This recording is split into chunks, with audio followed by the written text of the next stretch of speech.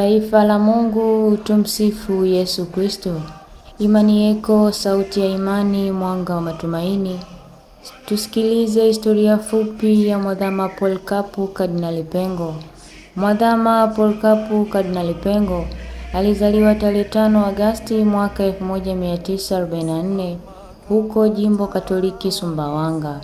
Aliwekwa wakfu kuwa padri Juni 20, 1971 na hayati Mwasham Charles Msakila, askofu wa Jimbo Katoliki Sumbawanga.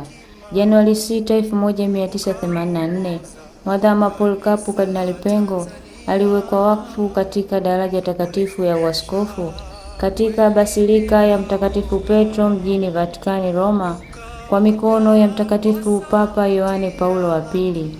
Alichaguliwa kuwa miongoni mwa makardinali wapya na kupewa hadhi hiyo rasmi Aprili 26, 1998 na Mtakatifu Papa Yohane Paulo wa Pili. Baba Mwadhama Pengo alistaafu kuliongoza Jimbo Kuu la Dar es Salaam tarehe 15 Agosti 2019, akiwa ameliongoza kwa takribani miaka 27 tangu Julai 22, 1992. Ikumbukwe kuwa hayati Polycarp Kardinali Pengo Januari 6, 2024 alitimiza miaka 40 tangu alipowekwa wakfu katika daraja takatifu ya uaskofu.